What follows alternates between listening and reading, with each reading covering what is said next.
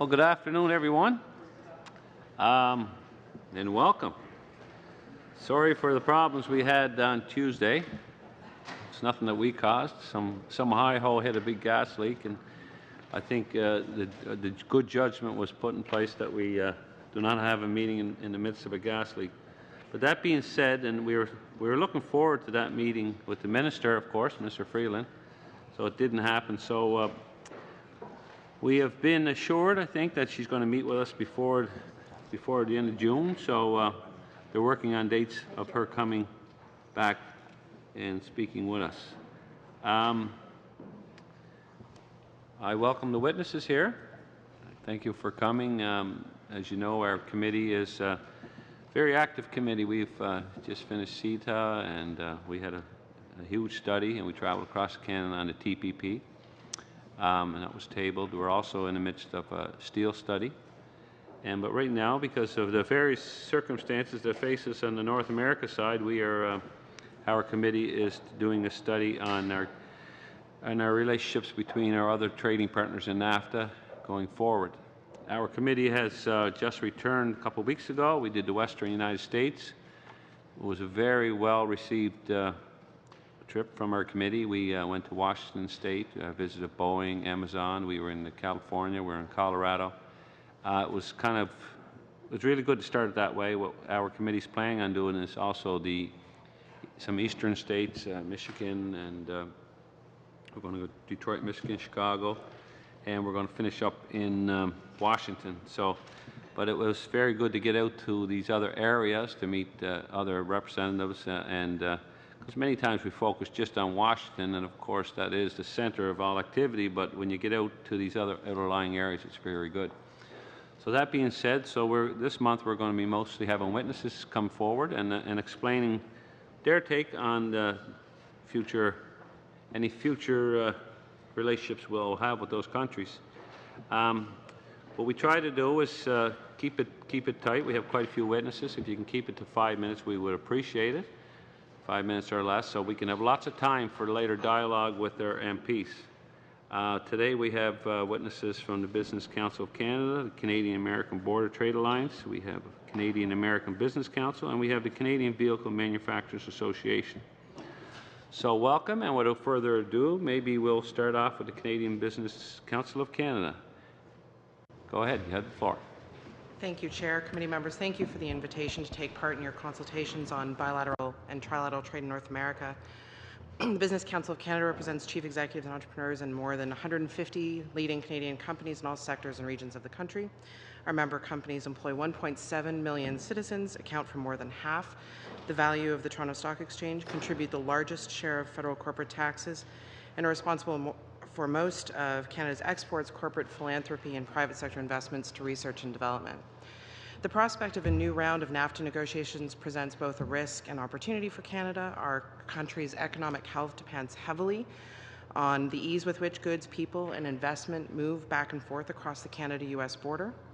In the words of Stephen Schwartzman, chairman of President Donald Trump's Strategic and Policy Forum, the Canada-US trade relationship is really very much in balance and is a model for the way the trade relations should be. I'd like to organize my thoughts under three key principles. Our first principle for the Canada-US relationship and the NAFTA negotiations in particular is do no harm. Canada must protect the framework of rights, benefits, and privileges that our companies and citizens currently enjoy under NAFTA. It's also imperative that any agreement be based upon reciprocal access and treatment. There's speculation that U.S. negotiators will attempt to rewrite NAFTA's rules of origin for goods. While it's unclear what they want in this regard, the unintended consequences could be quite dire.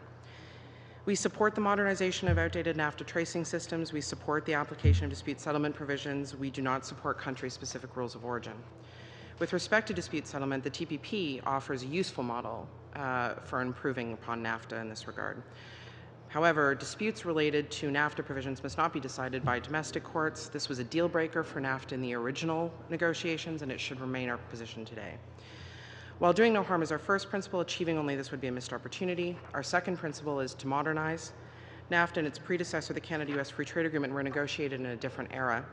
Opportunities to build upon NAFTA exist in many areas, including intellectual property, e-commerce, state-owned enterprises, competition, sanitary and phytosanitary measures, telecom, customs, labor, environment, procurement, and regulatory cooperation. Again, TPP offers a helpful template in many of these areas. Labor mobility and customs procedures are two areas in particular where NAFTA is clearly outdated.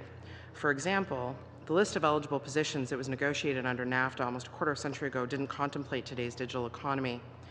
Similarly, in today's world, it's incredible that some of our customs procedures are paper-based even today. Modernizing to reflect current business practices and anticipate future needs would benefit all parties to NAFTA. Together, the Canada-U.S. Free Trade Agreement and NAFTA laid the groundwork for mutually beneficial energy relationship, and this is an opportune moment to strengthen that. The Trump administration's approval of the long-delayed Keystone XL pipeline is a reminder that our governments have work to do to streamline the permitting process for cross-border energy infrastructure. In renewing NAFTA, we should strive to improve energy security, promote greater cooperation on technology, and expand access to a low-carbon energy solution. Doing so would significantly bolster the competitive opportunities of North America. Our final principle is that we should go further. Infrastructure and government procurement are important areas in which Canada and the United States should work together.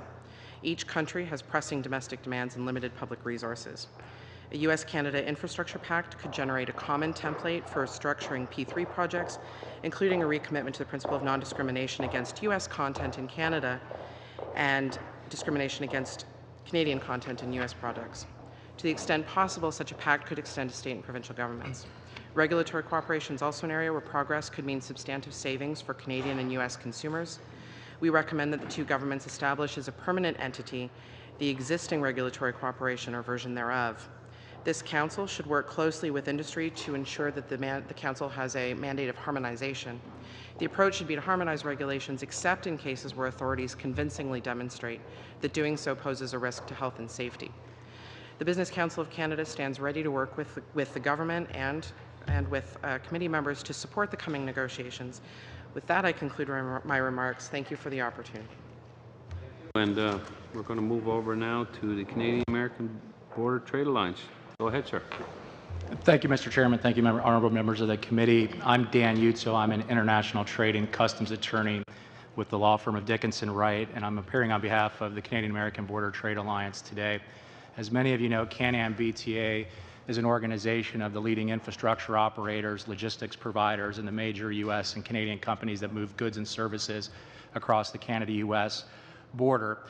Some of you may know Can-Am BTA will be celebrating its Silver Jubilee next week here in Ottawa. Those of you that know its long-standing founder and CEO, Jim Phillips, he sends his best regards, and in typical Jim fashion, looks forward to seeing you next week at his conference.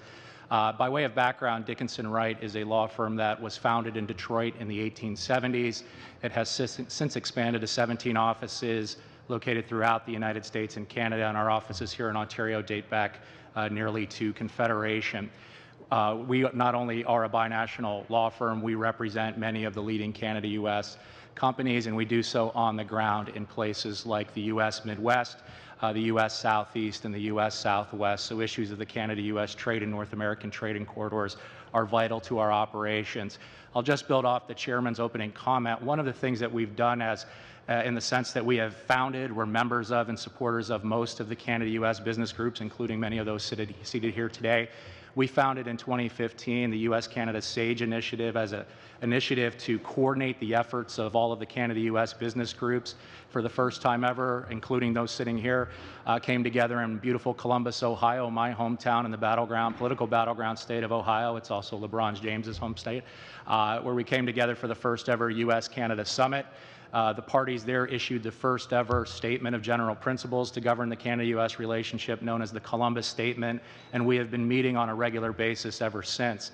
In the coming days, we will launch a NAFTA renovation initiative that will, one, serve as a clearinghouse of information and intelligence on the NAFTA. We will be having a monthly teletown or web-based town hall where the U.S. administration and Congress have agreed to participate to share their views, and we would invite members of this committee and throughout the Government of Canada to participate. And last but not least, prior to the launch of the formal negotiations in the fall, we will be holding a cross-continent advocacy blitz regarding the NAFTA, where U.S. and Canadian companies will be going throughout the United States, meeting in key congressional districts with common communications and messaging. We believe that if all politics is local, all trade is personal, and the next 6 to 12 months will require the largest on-the-ground advocacy campaign in local districts than we have seen in several decades of Canada-U.S. My overarching theme today is that we cannot let this once-in-a-generation moment to modernize Canada-U.S. and North American relations pass without taking significant steps. I am mindful of the political realities on the ground in the United States. I live and work in the U.S. Midwest. Where I grew up in beautiful Youngstown, Ohio, two things were true. I had heard there was such a thing called as a Republican. I just had never met one. And the other is, when I was working in a steel mill, NAFTA wasn't a four-letter word, but it was usually preceded or followed by one. And the truth is, the NAFTA is a near fatally damaged brand. Attempting to take the status quo or tweak will not work. Voters in places like Ohio and Michigan in the midterm elections will run to the extremes of either party, creating more political uncertainty and business uncertainty. Additionally, I've been doing Canada-U.S. on the ground for nearly 2 decades. My experience in both the U.S. government, Canadian government, the private sector, and I can tell you, I don't expect that we will see another opportunity like this in our lifetime. In the U.S., we have shiny ball syndrome, so when the attention's on the issue, it's time to act. And last but not least, we can't assume that the status quo will continue. The U.S. is doing much more on trade than the NAFTA, including something called particular market scenario situations, where the U.S. is looking at China and its proxies and going after those in trade enforcement measures. Now is the time to stitch together preferential access. In that vein, I offer a 3-point strategy all surrounding the letter E. First, we need to show that Canada-U.S. are an example of what a 21st century trading agreement looks like. We applaud not only the Prime Minister's successful visit with President Trump, but we've hosted a number of the ministers and the Team Canada that has stretched across political parties and levels of government to come into the United States. Now is the time for the next set of messengers and message. There are at least 5 consultation periods going on various trade issues. It's time to get the Canadian views, U.S. Canadian companies to participate in that and give real-world examples of those issues. We also support, one of the lessons is that we need to embed, is the second E, the progress that we've made on issues like border management. We learned over the decade of border thickening that if the border doesn't work, NAFTA doesn't matter, and Can-Am, BTA, and a number of the folks, including those sitting at this panel, did a lot of work on the border, and admittedly a more hostile United States following 9/11 and inward looking. The best thing Canada can do at this point is pass pre-clearance legislation and also embed the Regulatory Cooperation Council. We believe that is the next phase of international trade, and to the extent that Canada and the United States can establish that and make it work, we're probably the only 2 countries in the world of our size that can make that work. It will give us a competitive advantage vis-a-vis the rest of the world. And with that, I'll yield back my time. Thank you. Well, thank you, sir. And now we're going to move over to the Canadian American Business Council. Go ahead. Bonjour tout le monde. Il est un grand plaisir d'être parmi vous. Good afternoon. It's a great pleasure to be here today. For the invitation to appear before you on behalf of the members of the Canadian American Business Council. We didn't coordinate, but this is a perfect tee-up to what I'm about to suggest to you today. It's an interesting time, certainly, to be focused on Canada-U.S. policy matters, more broadly on the common ground and uncommon friendship that we have long shared, a hallmark of enduring, affectionate, productive relationship between Canada and the United States. And Mr. Chairman, I'm delighted to know that you're traveling the country with the committee and getting outside the swamp where I live, a swamp dweller, if you will. Glad that you're seeing real America and taking the story of our integrated economy to the United States. That's very important to do. For those of you who are not completely familiar with Canadian American Business Council, please allow me just a moment to describe our organization, and then I'll go into our specific policy recommendations for you to consider. We are 30 years old, nonprofit, nonpartisan, issues-oriented organization dedicated to delving into the issues that affect businesses and citizens in Canada and the United States. Our aim is to maximize competitiveness for companies large and small on both sides of the border as we face challenges in the global economy. Our members are key business leaders and stakeholders who range from entrepreneurs, small businesses, and some of the biggest brand names on the planet. Collectively, CABC members employ about 2 million people and have annual revenues close to $1.5 trillion. All 4 of us share some common members, and then we have some unique members between the 4 witnesses. For the past 3 decades, CABC has nurtured, cultivated, celebrated uniquely close Canada-U.S. relationship, bringing our message to critical stakeholders on both sides of the border, Capitol Hill, Parliament Hill, and beyond. Notwithstanding the periodic strains in our trade and commercial relationship, there remain countless areas of goodwill and cooperation between our two countries that we'd both be wise to capitalize upon. One is staring us right in the face at the moment. It was alluded to, and I'm going to go into it more deeply. Despite recent tensions over dairy and softwood lumber in the North American Free Trade Agreement, President Trump's executive order of February 24th of this year, entitled Enforcing Regulatory Reform Agenda, is aimed at streamlining federal regulations. That executive order directed U.S. agencies to create task forces to identify regulations that eliminate jobs or are outdated or are too costly. That's not all it does. It also provides a perfect opening to accelerate and enhance a long-standing bilateral project known as the Canada-U.S. Regulatory Cooperation Council, which is also working to streamline regulations on both sides of the border. Bilateral regulatory cooperation may not be as enthralling as Russian spies or border walls, but it is critical to businesses on both sides of the border.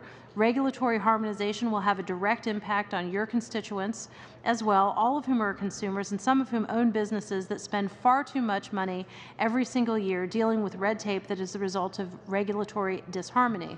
For a president who's eager for some wins, this is a golden opportunity for Canada and has a win-win potential for both governments. In the sectors of agribusiness, energy products, medical devices, medicine and consumer products especially, there are an array of conflicting regulations that make it difficult to do business on both sides of the 49th parallel. In some cases, those regulations even impede upon a consumer's ability to buy the goods that they want to buy or obtain the medications that they want or need if suffering from certain illnesses or conditions. Some cosmetic products in the United States, for example, aren't available in Canada. Some medications that are sold over the counter in the United States are still prescription only in Canada, and vice versa, causing headaches for companies trying to market their products in both countries. There are also differing recall mechanisms for medical devices on either side of the border and opposing regulations, for example, on a drug that helps people with Parkinson's syndrome, and the list goes on and on. Meat producers in both countries deal with an antiquated old headache involving the requirement of an actual veterinarian's certificate manually placed on a certain outward-facing spot in every case of exported or imported meat, even though the information is more easily available via other methods. It's an example of a costly and dubious regulatory requirement that also prevents producers from fully embracing automation like high-tech shipping methods, and there are plenty of redundant and expensive regulations just like it on both sides of the border. Why not leverage President Trump's interest in cutting red tape and creating regulatory harmony for the benefit of the bilateral economy? This doesn't have to wait for NAFTA renegotiation or WTO trade actions. It is something that is ready to go right now, today. Canadian and American officials have been working together on this since 2011, as many of members of this committee know well. And as the great Canadian Gary Dewar would say, it's time to put the puck in the net. The CABC has also been on the front lines of this issue, working hard to ensure that the concerns and suggestions about regulatory harmony from stakeholders on both sides of the border are being heard. In the midst of fears about President Trump's NAFTA intentions, now is the time to work even harder on the Canada-U.S. relationship and to focus on the issues that are not contentious. Regulatory harmony is a critical piece in that strategy, and success there could well ease tensions everywhere. Now is not the time to cave like the Toronto Maple Leafs did to the Washington Capitals earlier. Now is the time to focus on the positive, keep our eye on the prize. Remember, as always, that every long-term relationship has its chilly periods. The trick is looking for the bright spots. We believe that regulatory harmony could be one, and the shared goals and the common ground that ensure the Canada-U.S. relationship remains as vital and robust as always. So with that, I would say thank you. Thank you for having us today, and thank you because it is today. I have to end with, may the 4th be with you. Well, thank you, and for the great representation. Now we're going to the Canadian Vehicle Manufacturers Association. Mr. Nantes, it's great to see you again. You're a great contributor to our committee, and you always bring a vast wealth of information for us. So thank you for coming again and giving us your perspective. So you have the floor, sir. Thank you very much, Mr. Chairman, and good afternoon, honourable members. It is indeed a pleasure to be back, and I'm very grateful for the opportunity to appear before you again today. As you know, I'm here and pleased to represent our member companies, Fiat Chrysler, Ford, and General Motors. who are amongst the largest multinational companies in the world. And together they're responsible for approximately 60% of all annual production in Canada and roughly a century of high-value paying jobs in Canada. The sector accounts for 140,000 direct jobs and about 500,000 direct and indirect jobs right across the country. In 2016, vehicles were in fact the top Canadian export, valued at $64 billion, of which 95% of that was exported to the United States. And recently, all three CVMA member companies have collectively announced billions of dollars of new investment in Canada. Additionally, they have made exciting investment announcements in innovative research and engineering related to artificial intelligence and connected and autonomous vehicles right here in Canada. They're contributing to the future landscape of our industry, if you will. This will harness our highly skilled workforce and capitalize on our world-class research and development capacities. Let me turn to NAFTA and why it is and has been so important to our industry and the economies of its three participating countries. Since the Auto Pact of 1965, Canada's auto industry and its supply chains have become deeply integrated in the United States and over time with Mexico. We build vehicles seamlessly on both sides of the border, and the resulting deep integration has led to a more competitive auto industry and greater consumer choice of vehicles that are in fact more affordable. The NAFTA, which followed, has been the foundation for a strong, globally competitive trading bloc. The geographic proximity of the three NAFTA partners facilitates the multi-billion-dollar parts sector and the just-in-time supply chains critical to our vehicle assembly plants in operation. It also creates inherent transportation and supply chain logistic cost advantages.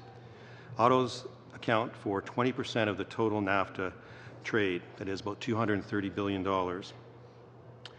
And while Canadian vehicles are assembled have slightly higher U.S. content in terms of parts and materials than from Canadian sources, any disruption of the integrated supply chain will impact U.S. auto companies and suppliers' jobs as much, if not more, than our own. Much has changed in the global and North American market since NAFTA was first negotiated. The CVMA believes that there's an opportunity to modernize NAFTA, which brings into sharp focus the need to ensure Canada capitalizes on opportunities and also protects what is essential to the long-term health and global competitiveness of the auto industry and the economy overall. In the auto sector, NAFTA duty-free access and the associated 62.5% minimum content requirement is really the highest of possibly any trade agreement in the world that I know of. It promotes the free trade and flow of vehicles and parts across the border of the three NAFTA partners. Any changes to the duty-free access and content rules will disrupt the highly integrated supply chains and reduce the massive benefits, undermining the global competitiveness of that integrated automotive industry we talk about. The CVMA recommends leveraging the existing deep integration of the auto sector to drive additional economic growth for Canada. This may be accomplished by the following. Free trade agreement rules of origin. These rules must fully consider our strong historical and ongoing reliance of deeply integrated supply chains. This will continue going forward as companies rely on existing manufacturing footprints and sources of inputs. Adding strong and enforceable currency manipulation disciplines. Now, while the U.S., Canada, and Mexico have not manipulated their currencies, including strong and enforcement currency manipulation disciplines in NAFTA would set an important precedent and establish a platform for collaboration in opposition to other countries that do use currency manipulation to benefit their economies and protect their domestic industries. Regulatory cooperation. We've heard several of the panels today talk about regulatory cooperation. This is absolutely critical as we move forward. Alignment and recognition of vehicle technical and safety standards.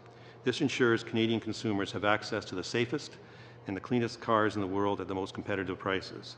Vehicles assembled in one jurisdiction need to be available for export and sale in another without regulatory constraint. Recognition of vehicle safety and technical standards will need to be an accepted component of any trade agreements to support global competitiveness on any trade agreement that Canada chooses to pursue moving forward. Streamlining customs procedures, reducing the unnecessary, burdensome, and redundant reporting requirements in Canada that others have spoken about. Borders would increase efficiency, make exports more competitive, enhance border security, and facilitate legitimate trade that the NAFTA seeks to achieve. And finally, Mr. Chairman, improving border infrastructure. Improving ports and border crossings facilities will help prevent inefficiencies and bottlenecks and improve the competitiveness of Canadian exports. And in closing, the CVMA encourages the Canadian government to work with the U.S. counterparts to ensure that any changes with regard to auto trade rules should help all partners grow economic activity, create more jobs, and avoid any further regulatory complexity. More regulation will only hurt employment mobility, as well as increase costs for consumers. And getting a modernized NAFTA right will have implications for future trade agreements such as the TPP without the continued participation, perhaps, of the United States, and potential trade agreements with China. We want to focus on the continued strong integration with our partners in NAFTA to support Canada's competitiveness at the global level. And again, Mr. Chairman, I'll conclude on that point, and I'm certainly pleased to answer any questions the members may have. Thank you. Well, thank you, sir, and thank you, everybody, for those presentations. Just letting you know, you might get some questions in French, so if you're not fully bilingual, there's a headpiece there, and put it on channel 1. Also, for the committee, you might see a group of students come in here. As you know, this is the most exciting committee, and I heard they might be dropping in, so keep in your best behavior, and we'll be doing all right. So, without further ado, we're going to start off with the dialogue with the MPs, and we got the Conservatives up first for 5 minutes, and we got Mr. Van Kesteren. Go ahead, sir. Well, thank you, Chair, and thank you all for being here. Welcome to our American friends. It's good to see you again. It's the first time I think we've met, Daniel, but I appreciate your testimony already this morning, or this just priorly. I want to go first of all to Mark, but I'm going to skip over to you just quickly, Daniel, because I got a question. Mark, I was just listing some of the things that, and you're spot on. I remember having been in industry and finance. We many times have had you before us, and you've always given us great direction as to where we should be going. Harmonization, the lessening of red tape, lower taxes, the thinning of the border, the investments, and we've made a number of investments in the centers of excellence, in Ford Motors, and of course the bailout in 2009 proved to be a great thing to do. I think we need to have those Detroit 3 strong again, and they're moving in the right direction. But Daniel, you mentioned the thickening of the border, and one of the things that we recognized as a Conservative government when we were in power, that we had to have the busiest crossing in the world flow easier. And so the Gordie Howe Bridge became what nobody thought would ever happen, is becoming a reality. But I'm concerned about the American side. I wonder if you could tell this committee if you're seeing any problems that are starting to crop up as far as the obligation on the American side to get that task completed. Well, thank you for the question, and it seems like the Gordie Howe Bridge, or the bridge as we just call it, in Detroit, Windsor, both when my days of working in the Canadian government and then coming back to the dark side of private law practice, is just the never-ending issue. But it is moving forward. There's no question about that, and certainly on the U.S. side, and in particular, Governor Snyder of Michigan and his team are committed to moving the project forward. But there are the standard issues that we face on the U.S. side whenever there is a development of that size and scope, local issues in terms of zoning, acquisition of property, and those types of issues which are confronting. So I think those that are on record of supporting it, that hasn't wavered at all. There continues to be public support. All facts on the ground indicate that, and they're moving forward. Now, the current owner of the Ambassador Bridge certainly is moving forward with his objectives as well, and that's part of what a free market's all about in some cases.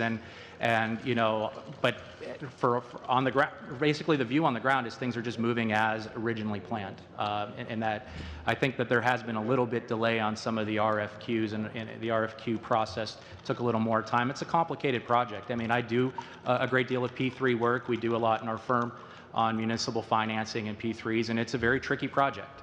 There's no question about it. And you know, that corridor itself is very tricky just in terms of the geography and other types of issues. But again, from an on-the-ground perspective, I think everything is moving according to plan.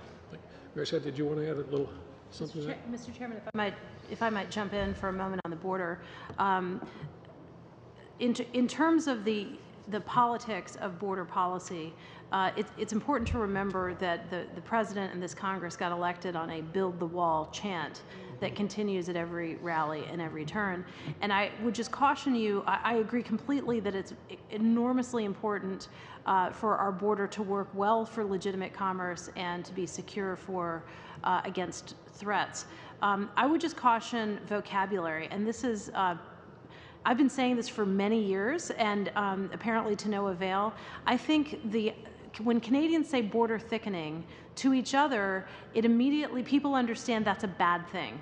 But to American ears and to an administration that's trying to physically build a wall on a border, like, the border is the last line of defense. So I agree that it needs to be efficient, but I think it would be useful to think, just from a vocabulary exercise point of view, to think about a smarter, more secure border, but one that's more efficient and not thick versus thin, because a thin border sounds like an insecure border to American ears, and the politics of advocating for that, even though that's not what you're suggesting. You're not suggesting a less secure border, quite the contrary. So anyway, it's the thick-thin word that I take issue with, but nothing else. Mark, you want to just jump in on that? I apologize. I was going to talk to you about some other things. No, I mean, the issue on the border is exactly as Mary Scott says, and language and how we say it does make a difference. And so smart, efficient, productive borders, those are the things that we pursue in our discussions with the U.S. And there is still room. I mean, part of we talked about the Regulatory Cooperation Council. The other half of that piece was the Beyond the Border Initiative. The Beyond the Border Initiative is equally important, and not only should it be talking about efficient and smart borders, but we also need to talk about what comes with that. And certainly in our industry, where we move, not just parts and components across the border every single day, as many as 6 or 7 times, but we also move people. And labor mobility is a key one. So we will bring in, for instance, some experts, to do emergency work on a line, for instance. I mean, if we have a line that's shut down, that's $1.5 million an hour in lost revenues. Sometimes they can't get across because they don't have a letter saying what their university credentials were, in simple terms. Nothing could be far worse than that. So the lists of what the definition of the jobs that qualify for that movement back and forth across the border under NAFTA needs to be updated. It needs to be updated in any case. And we also need to update the procedures around that to make it more flexible and timely, because the 2-week turnaround time for an approval is unacceptable in our industry. Thank you, sir. And we're a little over time there, and I caution my colleagues, just be careful with your quick questions in the last 15, 20 seconds. But that was a good question. That was a good answer. So we're going to move on to the Liberals. 5 minutes. Madame Lapointe, you have the floor. Monsieur le Président, bonjour, merci. Thank you, Chairman. Good afternoon. I'd like to thank you for coming to appear before us. You referred to infrastructures in the border, and you talked about pipelines, and you talked about ports. What do you think that we should add to help the transportation of goods between the two countries? Ms. Andrea? Experience that we went through with the Gordie Howe Bridge, securing the financing, going through the regulatory process, I think underlines the need for some sort of an understanding between Canada and the United States on building infrastructure.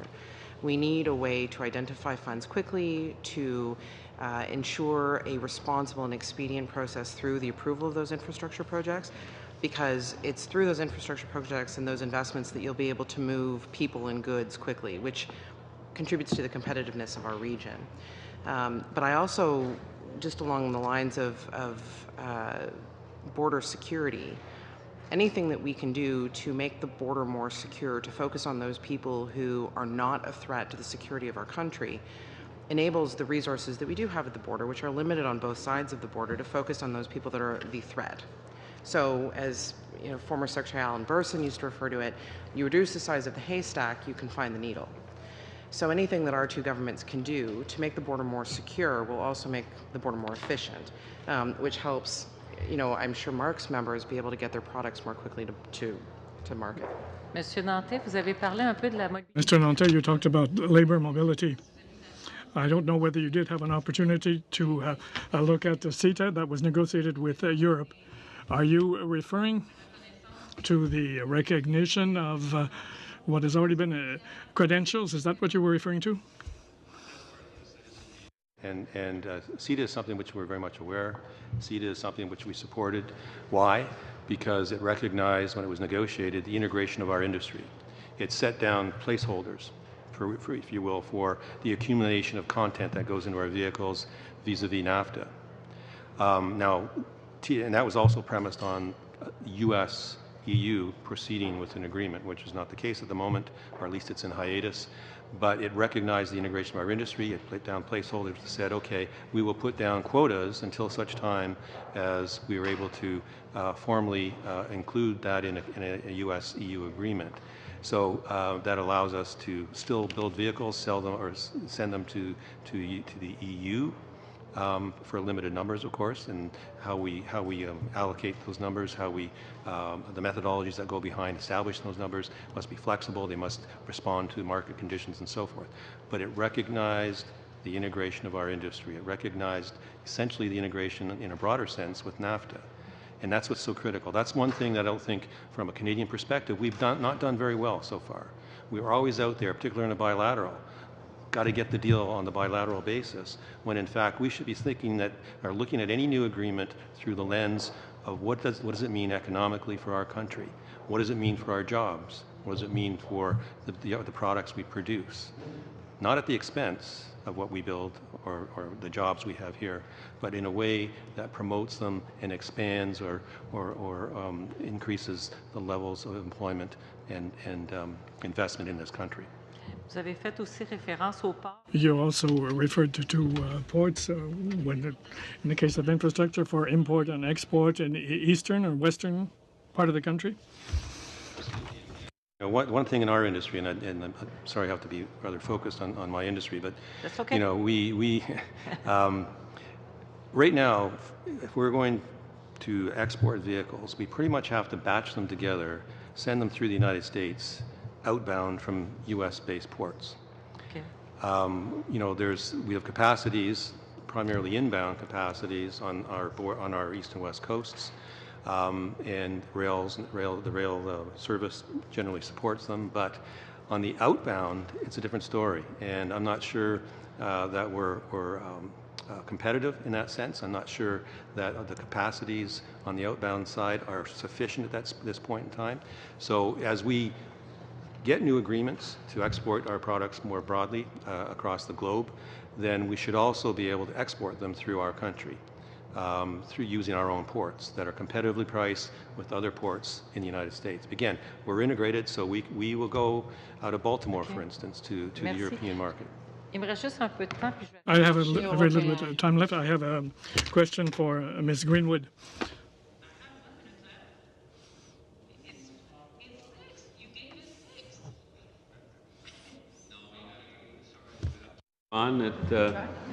Merci. You have to move on to the NDP. Merci. And maybe you'll have a chance later on to get your question in. The NDP has the floor now for 5 minutes. And Ms. Ramsey. Thank you, Mr. Chair. Thank you so much to all of you for being here today and presenting. My riding is Essex. I'm down on the border in southwestern Ontario. So I think those of us that represent border ridings in Canada feel more keenly the response to what's being said in the U.S. And certainly there's some strong language recently that's been coming that really has impacted our particular region.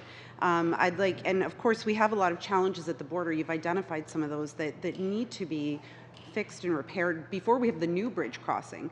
We need to address these issues at our border, because I can tell you that every week I have people contacting me in my riding, and they have issues with labor mobility going across that border. They have issue bringing goods across that border.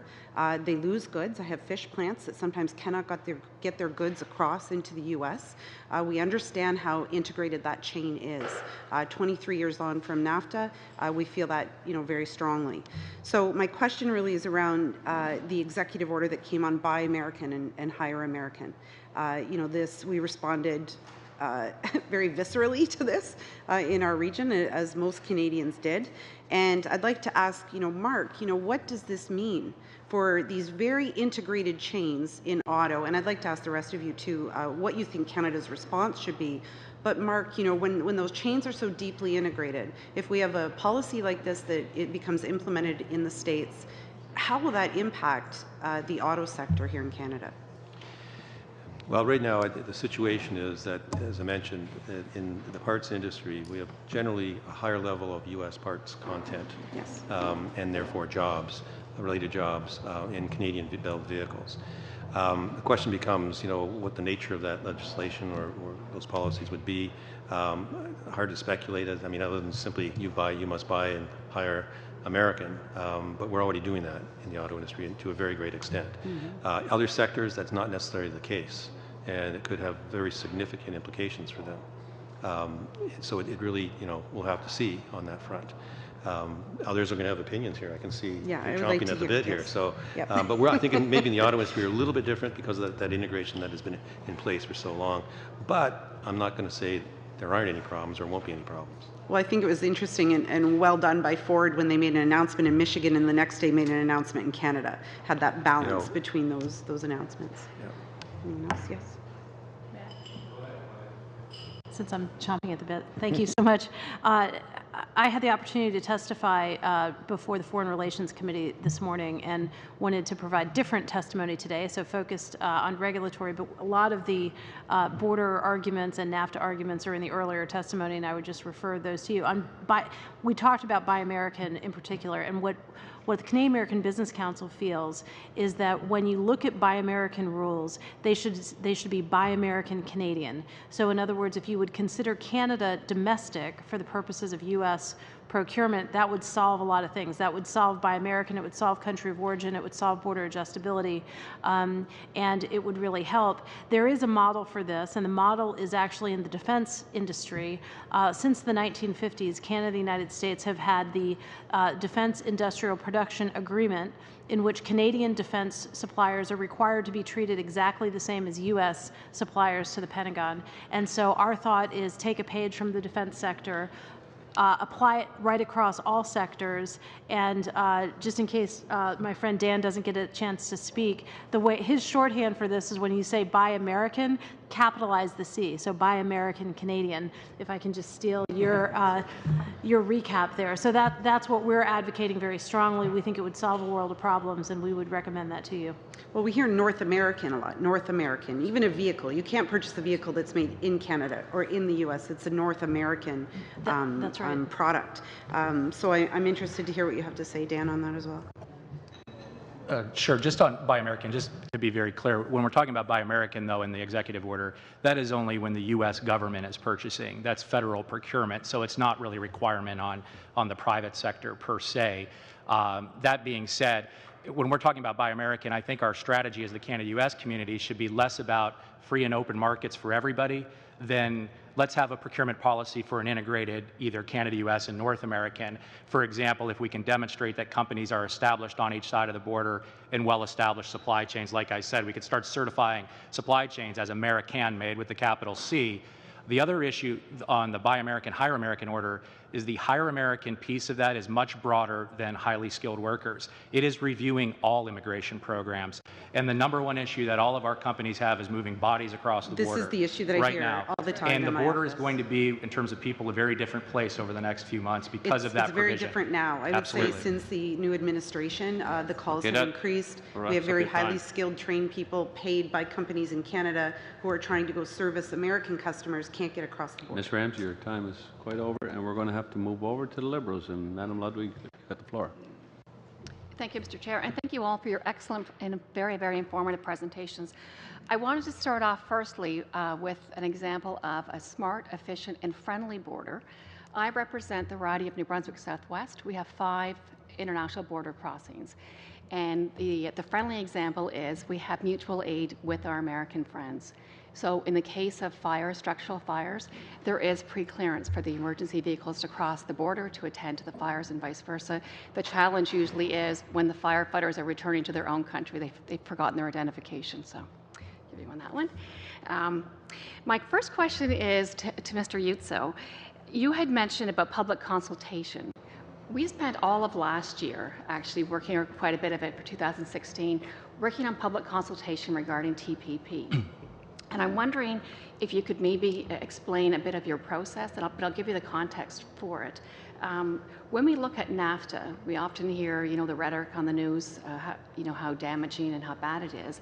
And I'm just wondering, when you're listening to the comments through these consultations, how scholars and policymakers will separate NAFTA's direct effects on trade and investment from other factors, including rapid improvements in technology, expanded trade with other countries such as China, unrelated domestic developments in America, Canada, and Mexico, and other variables such as economic growth, inflation, and currency fluctuations and manipulation?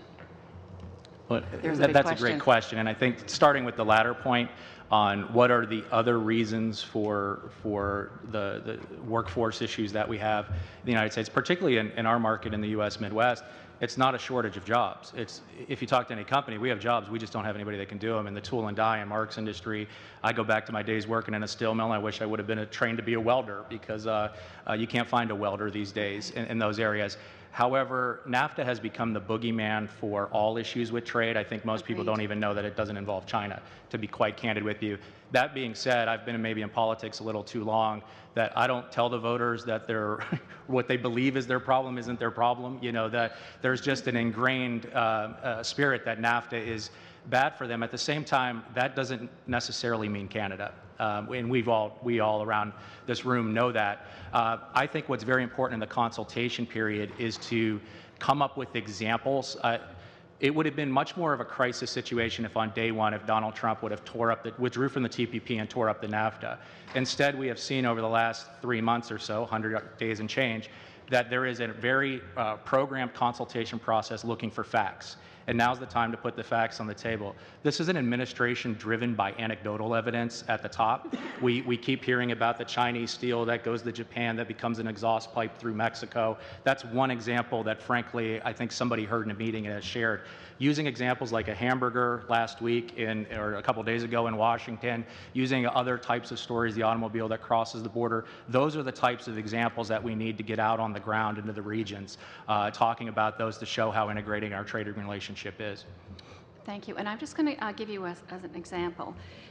In the maritime region, we do a significant amount of export to the New England area. Mm-hmm. So in particular, I just did the math earlier, so it could be a little off. But looking at the New England states, 335,000 jobs are directly related to trade dependent with Canada.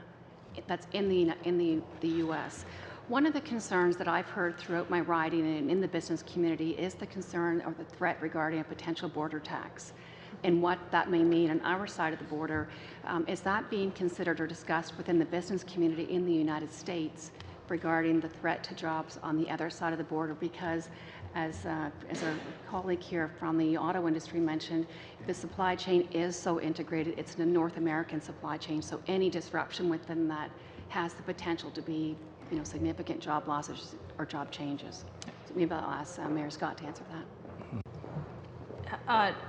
Absolutely right. The border adjustment tax idea is being hotly considered. It was actually that comprehensive tax reform was the Congress's answer to NAFTA repeal. When the president was campaigning on tear up NAFTA, the Congress's answer was, well, you wouldn't have to do that if you did tax reform. You'd make us more competitive by incentivizing exports, by disincentivizing imports, by border adjustability, by lowering the corporate tax rate, by repatriating funds made abroad. So the good news, I guess, if you will, for people like us that are not fans of the border adjustment tax, is that there is a deep division in the United States, in the business community. There is a well-formed coalition that's for it, and there are a lot of us that are strongly against it.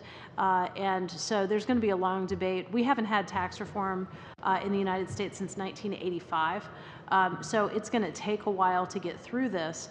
But border adjustment in particular is quite controversial, and I think we need to continue making it controversial so that people will know the impacts, like the statistics that you mentioned, the Maritimes in New England. That's true right across our country in terms of our dependence on Canada. Thank you. That wraps up the time, and we're going to start our second round, and we're going to start off the Liberals, and we got Mr. Peterson. Go ahead. You got the floor, sir. Thank you, Mr. Chairman, and thank you, everybody, for being here today. Mr. Nantes, I want to just start with you, in part because of the importance of the auto sector to my part of the world. I'm from Newmarket, Aurora. Of course, Magna International is headquartered there, and it's one of our biggest employers.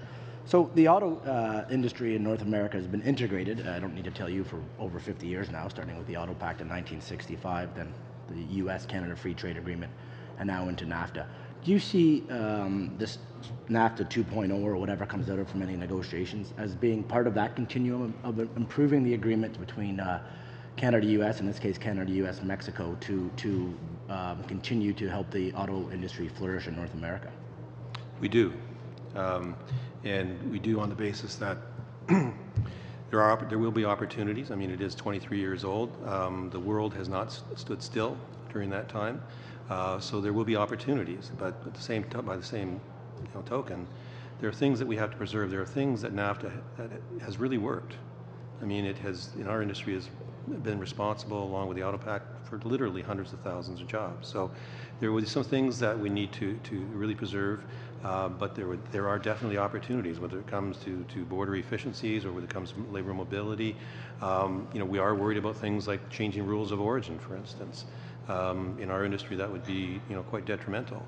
And depending on how they do it, will it be actual changes to content rules, or will it be looking at the methodology for calculating content? Will it be looking at other things and that relate to that would give the appearance of making it more stringent? And politically, that may be one of the things that is a driver with the U.S. administration. Hard to say. But border taxes and things like that could have very disparate impacts on different companies, different sectors. The key thing here is how do we maintain our competitiveness? How do we maintain Canada as a place to invest? And clearly, the NAFTA agreement has been very beneficial to us. And we are certainly, the CVMA is coordinating with our U.S. counterparts through the American Automobile Policy Council and our Mexican counterparts as well. So there are some definite opportunities, and we'll be trying to identify them and help the negotiators work those through. Thank you for that. Mr. Utes, I want to just briefly ask you a couple questions. Notwithstanding you being from the same hometown of LeBron James, and my Raptors are struggling with Mr. James's team now, but we won't hold that against you. Or Miss Greenwood's Leafs comment, I won't bring that up either. But it's tough to be a Toronto sports fan. But I like this phrase that Ms. Greenwood attributed to Buy American and the CEA, so Buy American Canadian. Do you foresee that only in the public procurement sphere? Is that sort of the concept, or? No, I think that should be an idea across the board in the sense of generating goodwill to get public. The problem with Buy American policies, frankly, most of the time is less about the actual procurement process than the perception that it sends throughout the supply chain of the community. So you'll have procurement officers at all levels of government and even some in the private sector saying, you know what, we better do things, and I don't have to give the best bid an opportunity, I can keep it here local. So I think that's the type of thing that if we start encouraging that kind of behavior and thinking about us as one market in Canada, US, and in North America, that will serve as a barrier or a preventative measure toward more protectionist action. I think that if you asked your average American on the street, do you want to keep Canadian goods out of the United States? Or Buy American, they don't even know it applies to Canada half the time. I mean, that's the issue usually. We represent American companies that have a Canadian in their supply chain that are prevented from bidding on their own policies. So, but I do think that it addresses the broader issue of what we're trying to accomplish in this NAFTA negotiation. These are not red in tooth and claw lunatics running the White House right now in trade policy. They have been speaking about these issues on China and Asia for 20 years. They have a policy, they are going after Asia. So now is the perfect opportunity where we can stitch North America, and particularly Canada, US, together as a bulwark against that. And that's the case we should be out there making, as opposed to we need access to this market and speaking in the language of 20th century exports and surplus and deficits and those types of issues. Okay, thank you. Just Ms. Van Voot, you mentioned, I think I have a minute left maybe? Half a minute. Okay, do no harm. Do you see that as protecting the status quo, or what priority would there be to change to make things better? One priority. Just to be really quick, I think that the first priority is to do no harm. We have a well-integrated supply chain. We need to make sure that we don't do anything to undermine that supply chain. And then the next thing that you can do to improve upon it is to modernize it. So NAFTA didn't include things like e-commerce because it didn't exist. Those are one of the ways that you can improve upon it. But there's lots of others. Perfect. Thank you. And we're going to move over to the Conservatives. And now we have Mr. Rich. You got the floor, sir. Thank you, Mr. Chair. Ladies and gentlemen, thank you. It's great to see all of you again. Dan, you made the comment, you've got this title, American. Have you trademarked that? You're a lawyer? Have you... No, Scotty's using it. Scotty's using it. Oh, it's yours. Oh, okay. Sorry, Mary Scott, I didn't... I should have known you were the smarter one, shouldn't I? Anyway, to follow up, Dan, you talked about the timeliness of this, and you know, when you're taking on something that's massive, of course, timing is everything. With the United States always in an election cycle, and you talked about the midterms in Ohio could really be a turning point, a real problem for us. It's also one of the 35 states that's #1 trading partner is Canada. So I mean, there's allies there too. But you're absolutely right. It's how we market this, how we draw people out, how we build that bulwark. And we did this with country of origin labeling very successfully by identifying people on the ground and making it a ground war, not an administrative war. And I think that's the key in this. There's so many other things that work into this too, and some thoughts have been talked about the geopolitics of it. China's sitting out there watching all of this, and they're trying to negotiate with the U.S. and they're trying to negotiate with us. Of course, they're trying to go faster with us because we're smaller. But at the end of the day, there's a huge miss if we don't get this right, because China's sitting there ready to pick up anything that falls off the table and then build from there. How do we make sure that the new NAFTA, NAFTA 2.0, American, whatever you want to call it, there are all kinds of provisions in there to take someone to task when there's a grievance. But how do we build in, and that's reactive, how do we build in a proactive side that before you get to the grievance side, you can sit down and say, this is going to come up, how do we address it? And constantly modernize and refurbish and keep this deal vibrant. How do we do that? That is, I think that is. Work at the speed of business. That is the quintessential question for the NAFTA renovation is, really how do we continue to recycle it and get out of this Canada-U.S. world where we're running from dispute to dispute time after time again. And I think on the dispute resolution, reasonable minds can disagree. For example, I think Chapter 11 has no place in a new NAFTA. It doesn't make any sense for Canadians or the United States to have that. That was put in there for the Mexicans, no question about that. Chapter 19, reasonable minds can disagree or agree on that one. What I do believe is that's where the Regulatory Cooperation Council is critical. RCC isn't something I'd bring up on a first date. There's nothing sexy or sensational about it, but it is the most. But it sets the basis for everything else. It is. But it is critical because it can be ongoing. It is something that, once Congress approves it, it can have a life of its own and evolve over time. That's similar, my issue with trying to update the NAFTA list on worker professionals. That list will be outdated at the speed of business the minute we create it. As soon as you write it. So, absolutely. So we have to look at things like positive regulation, where everything's considered, rules of origin, those types of things, unless we say otherwise. And I think those are the types of things that we should look at doing in Canada, U.S., and use this time to do it. Yes. It's going to take a little longer to do that. And the problem is you lose that bankability and predictability that business needs to make investments while all of this is being talked about, because nobody knows what the end result's going to be. Absolutely. So how do you have the stability to keep the integration in North America and keep it strong while we have blood on the floor at times doing these negotiations? How do you send that message out there? And well, we have a great example right now on food safety.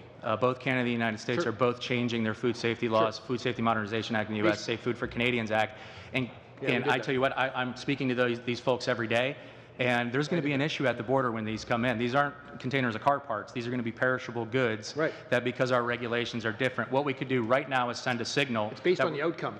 Absolutely. Not on the day-to-day, but on the outcome. Absolutely. If we send a signal right now that we're going to mutually recognize each other's standards, as we did already with our larger food safety standards, we can get a win right there so that businesses can plan ahead. And I think that's the signal that the RCC actually sends, is we're on issues outside of the big hitters in the North American softwood, dairy, et cetera, but on other issues that we're going to have this mutual recognition program between Canada and the United States. So the first thing we need to do is take the politics out of all of this, and then you've actually got a shot at making it happen.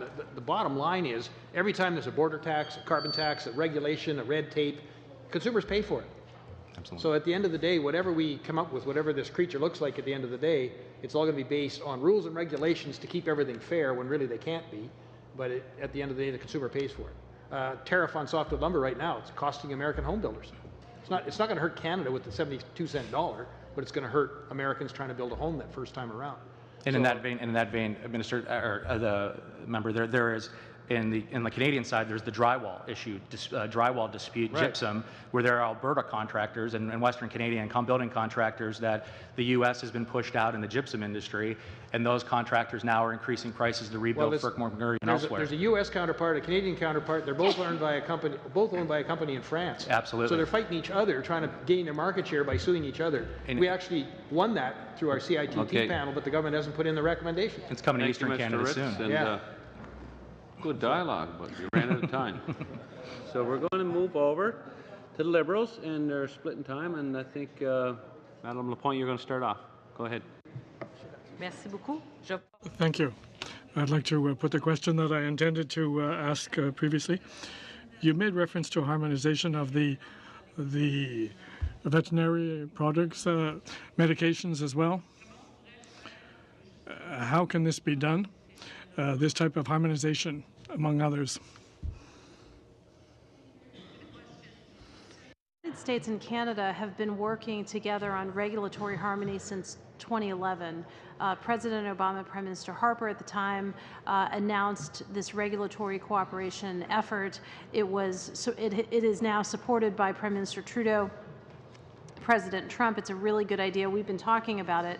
In terms of your particular question, there have been 35 different sectoral working groups where officials in these various agencies from Canada and from the United States have been meeting pretty regularly and meeting with stakeholders to figure out where are there areas of just a slight difference, basically the same level of safety, but just a slightly different way that it's tested.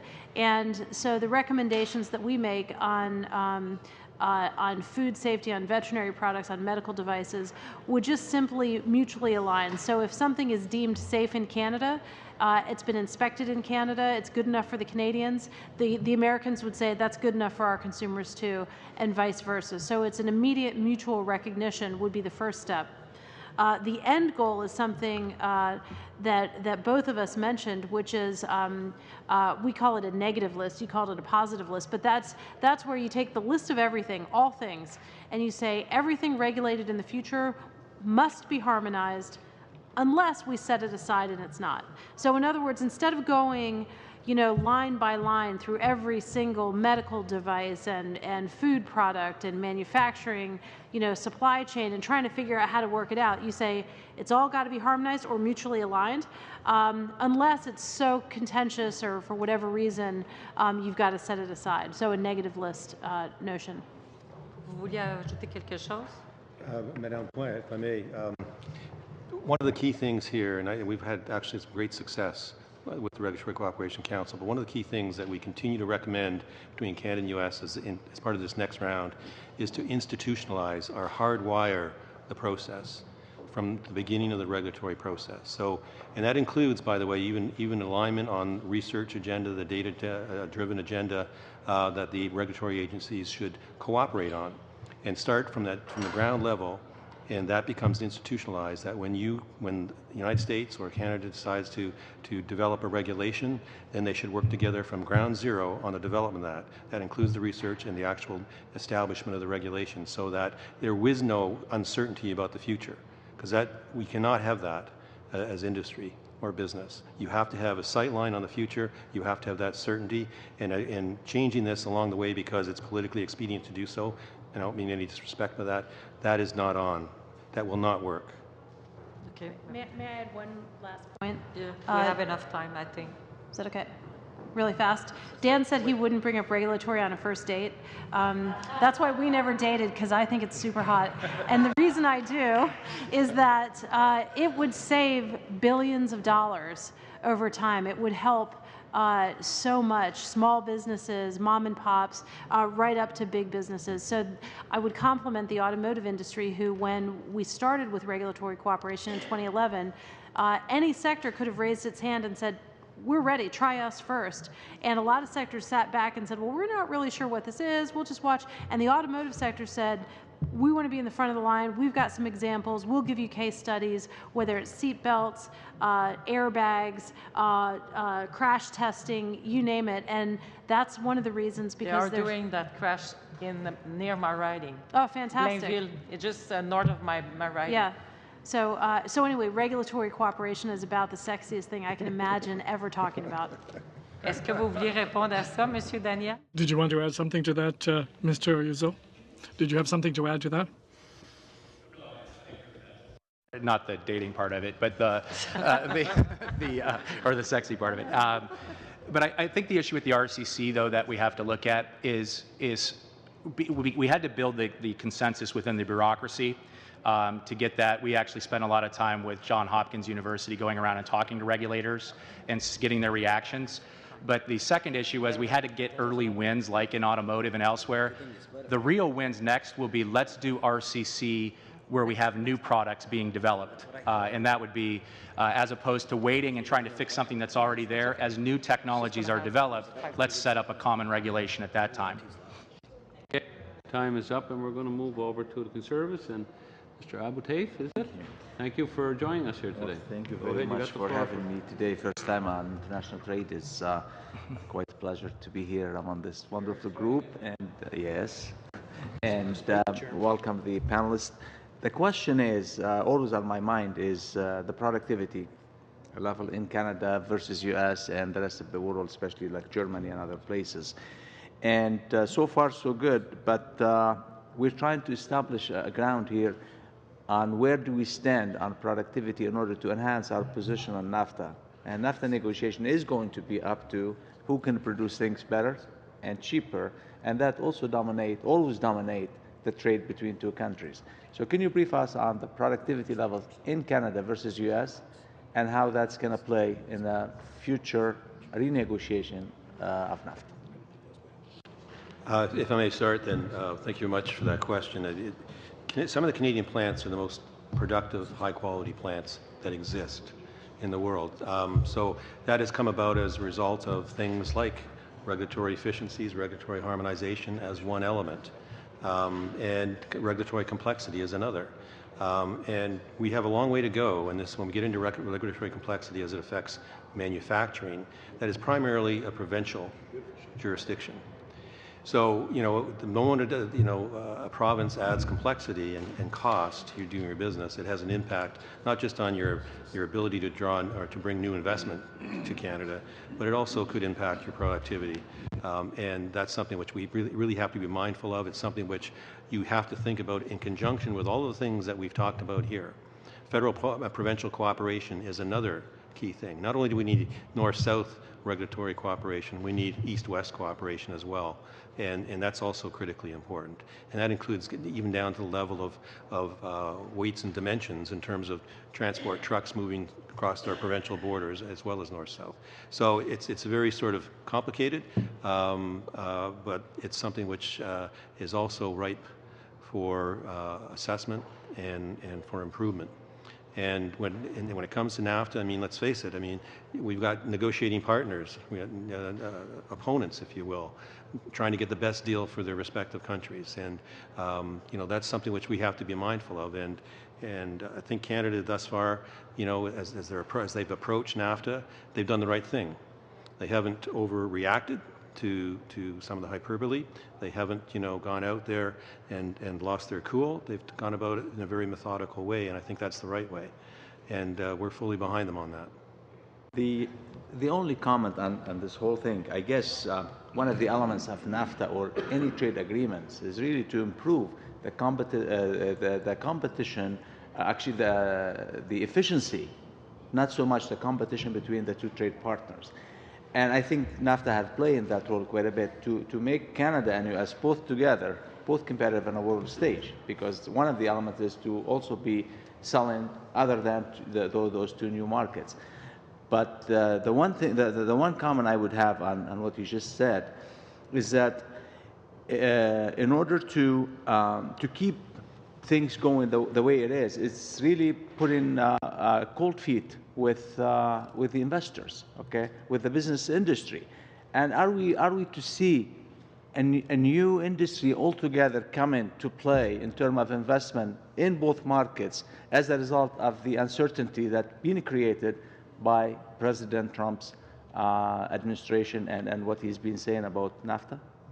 Don't you see that is going to be the secret point that nobody's have been able to explain or discover? Well, I think what you're talking about here is something maybe even separate from NAFTA. Again, what we're talking about here is what will drive investment in Canada.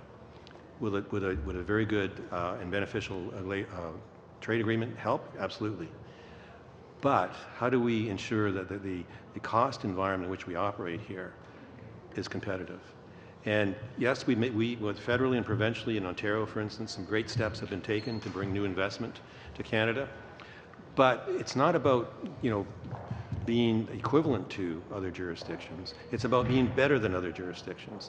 And as I said earlier, nothing is static. So the moment we move forward and put in place some very good and helpful support systems for new investment, other countries, whether it's the United States or Asia countries or whatever, they are moving ahead, even doing better or more than what we are doing.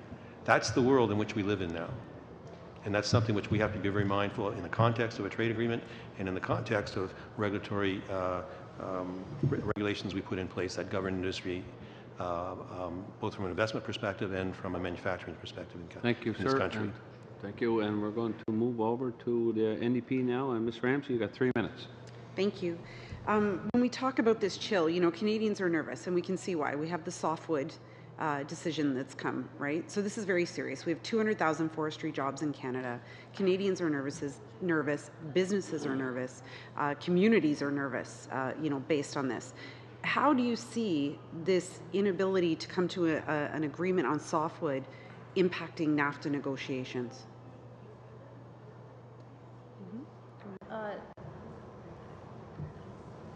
Canadians are nervous, and rightly so. People around the world are nervous. There are a lot of Americans, I might say, that are perplexed, perhaps.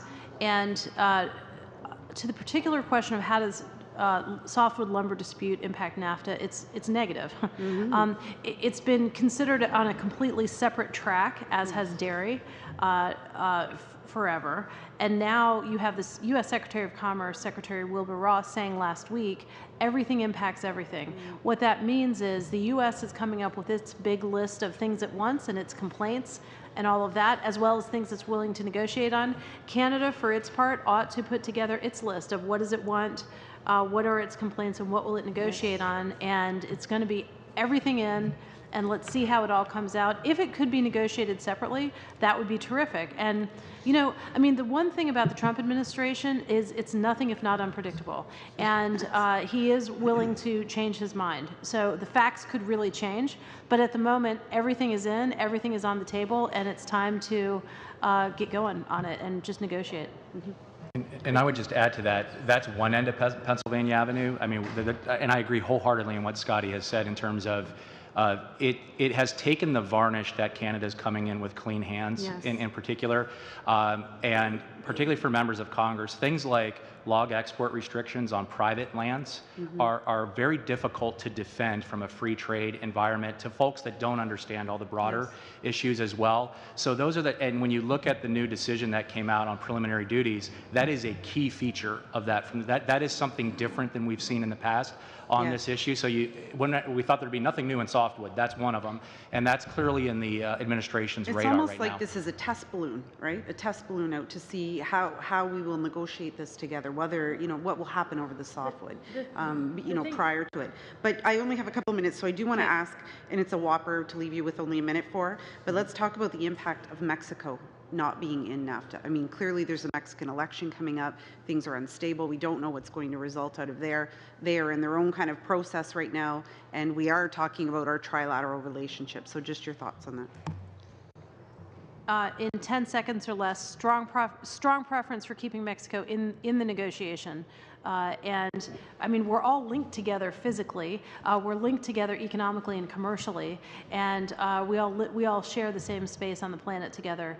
So strong preference to keep it together. But if you can't, I wouldn't sacrifice a good Canada-U.S. deal because the pace at which we both negotiate with Mexico is different. Eventually, we all will work together, but would love to have Mexico in it. There may be a TPP without the United States in which Canada and Mexico could modernize a few things, and then the U.S. could maybe bolt on to that.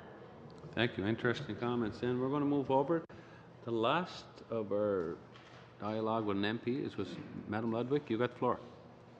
Thank you. Two questions. New Brunswick sawmills are facing a very difficult situation regarding softwood lumber, the case with the United States. The Atlantic region has always received, for the last 35 years, the maritime exclusion. I'm wondering if you can offer any encouraging words to the New Brunswick industry regarding the maritime exclusion. It was there again in the preliminary duties. I mean, the early indications were that we're still moving down that route. You know, I think it's going to be the facts. We'll have another wave of this in June with the anti-dumping decision, but I think things look to be continuing on that path. This isn't any insider knowledge other than what, you know, just being around this issue for quite some time and reading the decisions. It looks like that will continue in that vein. Thank you. My next question is actually a little easier.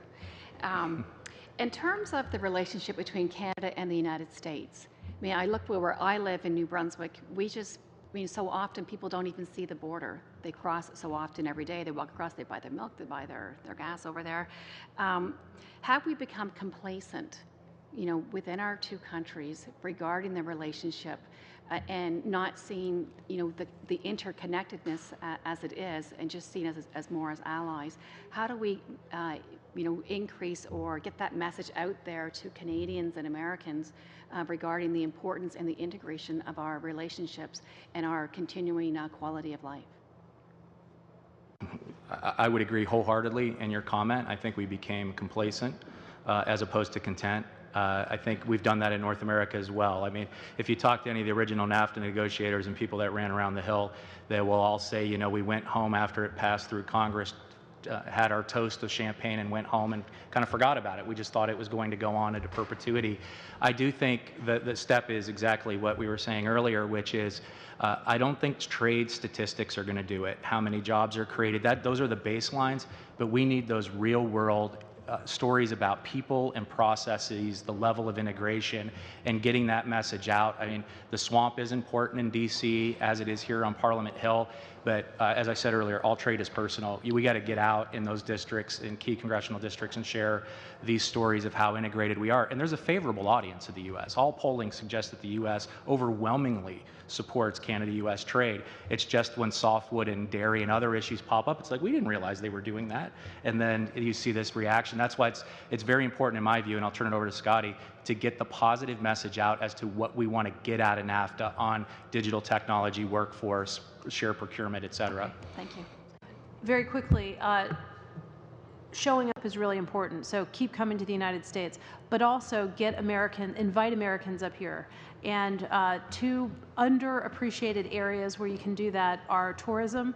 The Maritimes are beautiful, a wonderful vacation spot, and that's Roosevelt's important. Cottage.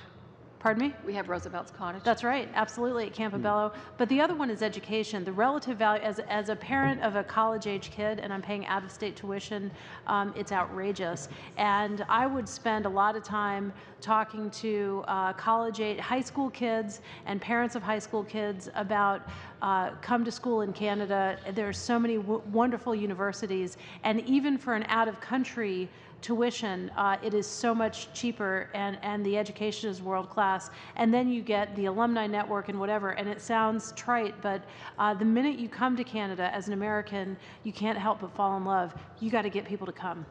Thank you. It's my time. If you want, or it's up to you. Just my other questions. I thought it ended on such a nice note, because my next one was on China. That's good.